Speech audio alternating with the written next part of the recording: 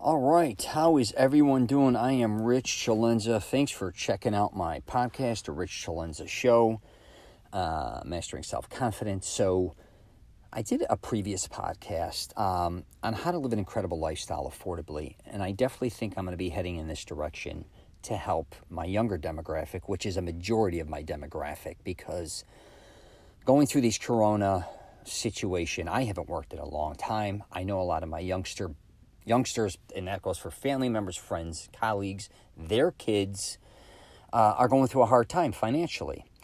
Some have been laid off, some furloughed, some can't find any work. It's been an eye-opener because a lot of times, we learn that life can be turned on its head at any given moment, right?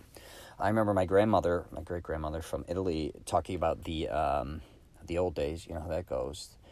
And she would always talk about poverty and all those type of things. And I'm like, it's not like those days. You know what I mean?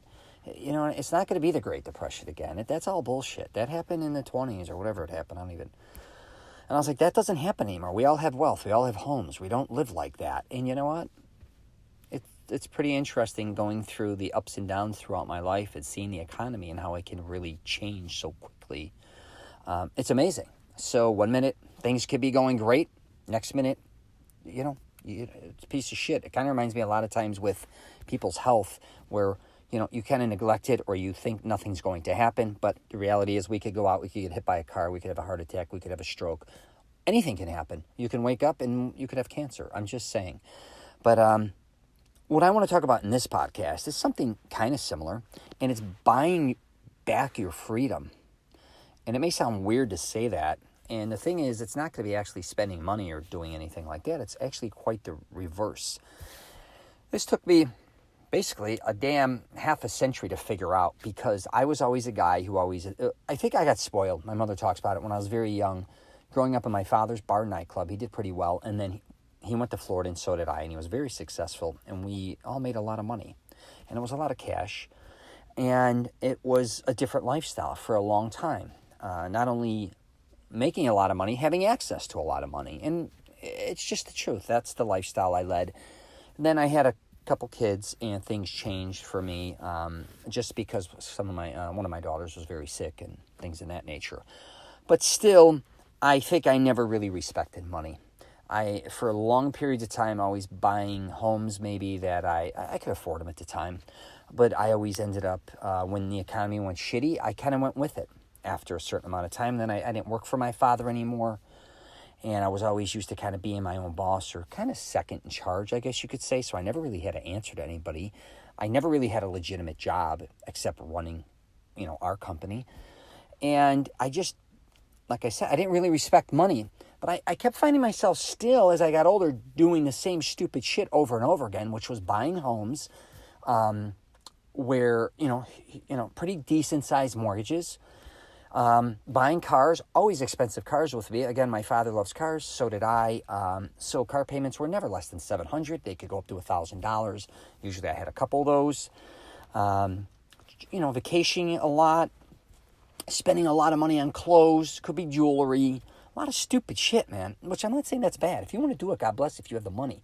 But again, I try to talk about people. You realize a lot of times when you buy shit, it's dead inventory.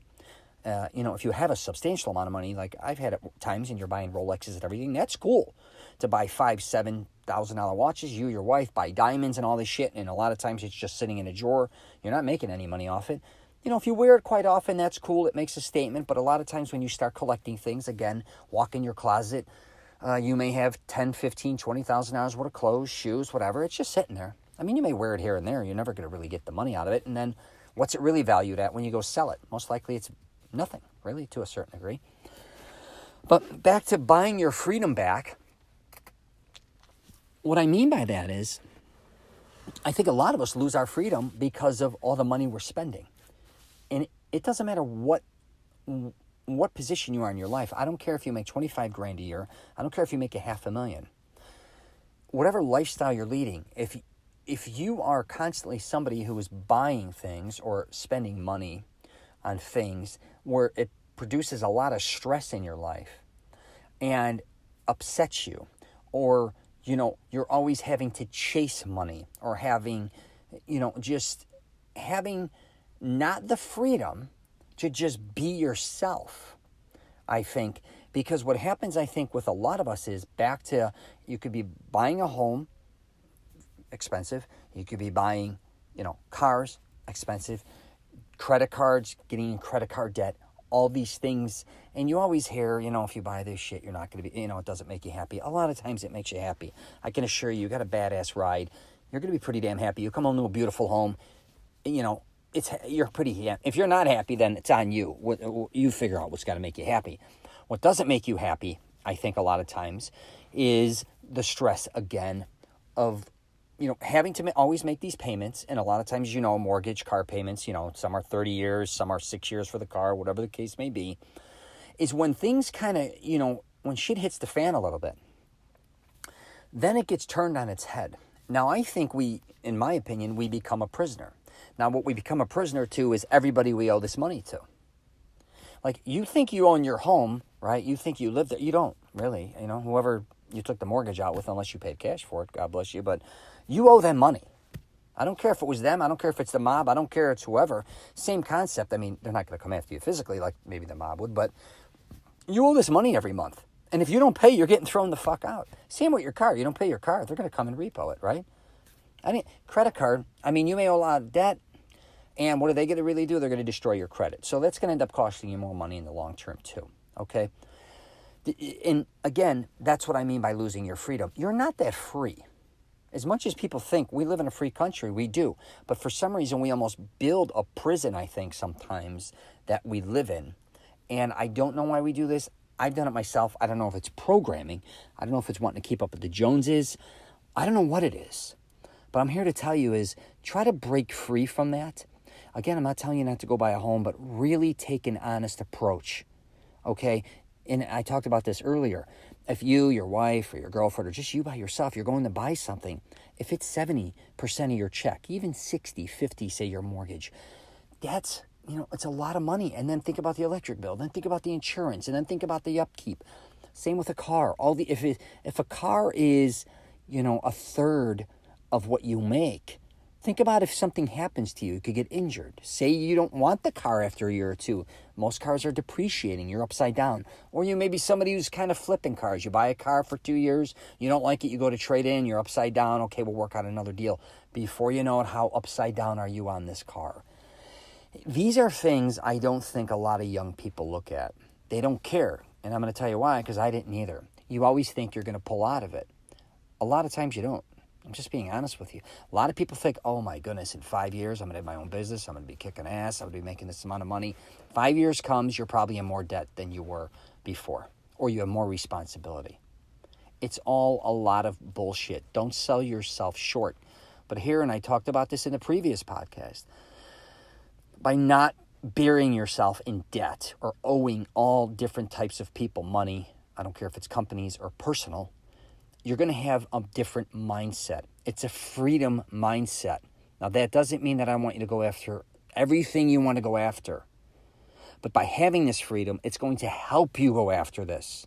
If you want to start a company and you're in debt, you got all this payments for a home, right? How are you going to start a company? I guess you could take out a second mortgage or whatever the case may be. But my point being is having the freedom, if you, for instance, got a lot less mortgage payment or a lot smaller place to live or whatever the case may be, that frees up money for you to go after what you want to go after. It's going to free up money to just do certain things you may not be able to do. It may even give, I was making films for a long time, and independent movies, and I wanted to write a book, even though I wrote 2 books and I don't think I'm going to do it, but I wouldn't mind writing a book, and I called You Need Money to Raise More Money. Because a lot of times in life, people think it takes money a lot of times to start something, right? And it does. So in a film situation, for me to make a film, I have to put together a bunch of different things, okay? That's going to cost me money, right? But then how do I get all this information in front of the right people? How do I do it? I need more money. And that could be to schmooze them, that could be to fly to certain places, set meetings up, tons of different things. I need I'm not saying twice the amount of money, but I need money on top of money, if that makes sense. And a lot of people, when they open a business, they'll be like, oh, it cost X amount of money to open this business, which is great. But how much more money do you need to market it? How much more money do you need to do a lot of other things related to just opening it? Opening up a lot of times is probably the funnest and the simplest. That goes for like creating a podcast or a YouTube channel or anything. I'm like, yeah, creating it. That's the fun part. Maintaining it and sustaining it and being consistent with it, that's another thing.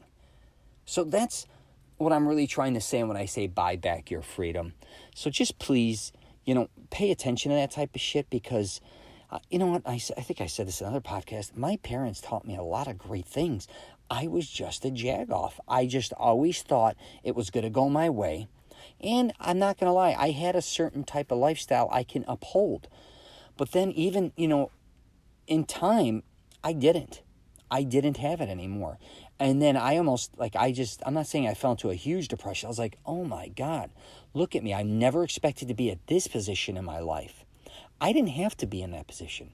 I didn't have to be struggling at the level I had to struggle. I didn't have to put myself through all that shit. That was almost like self-sabotage. It was kind of like, I don't want to say I was bullshitting myself, but I kind of was. I knew I should be saving a lot more money than I was. I knew I should be doing things that can help me instead of hurt me. But again, ego and nonsense just took over, but I couldn't let it go. And I'll tell you, as I got older, the less I spent, that doesn't mean I'm cheap. I'll help anybody. I still go out to eat. And that's one of the reasons I want to start doing podcasts on this. A lot of people ask me, how do you live this lifestyle? And one of the reasons I live this lifestyle is because I'm not way over my head. I'm just not. And I think a lot of people are. And don't kid yourself, a lot of people in their 40s, even 50s, are still making a lot of bad decisions. And I'll probably make some as well. But if you could, just make sure the decision you're making, you don't get taken advantage of. Please, for the love of God, if you're going to buy anything, make sure you're getting a really good deal on it. Don't get beat up on the interest payments. I don't care if you go to a car dealership to jag off, charge you too much money, not give you enough for your car, make the loan for too long of a payment. Same with credit cards. Don't be paying these huge interest rates. I'm not saying to be debt-free. I'm not saying to do that, because a lot of people make tons of money, obviously, being in debt. That's a whole different thing. That's for businessmen to figure out. But I'm just telling you from a personal standpoint, if you are going to be in debt or do certain things, hopefully it is in, I guess you could say, in the avenue of making you a lot of money. It's not being in debt, saying with things that are just, like I was saying earlier, it could be possessions or something that's not appreciating or doesn't have the chance, I guess, to make money. So I'm going to wrap it up there. Get a chance, you might want to check out my YouTube channel, Rich CELENZA. I'm also on LinkedIn, Twitter, Facebook, and Instagram. You got any comments or anything like that, let me know if you agree, disagree. And again, I'm going to tell you, this doesn't mean not to kick it in the ass to go after all your dreams. Please do not think that. But really pay attention to what you're spending, because every day is a different day. And one day you might be in a bad position, but if you've hopefully saved or you plan on saving in the future, you may not be in as bad of a situation. So I should say that as well. All right, take care.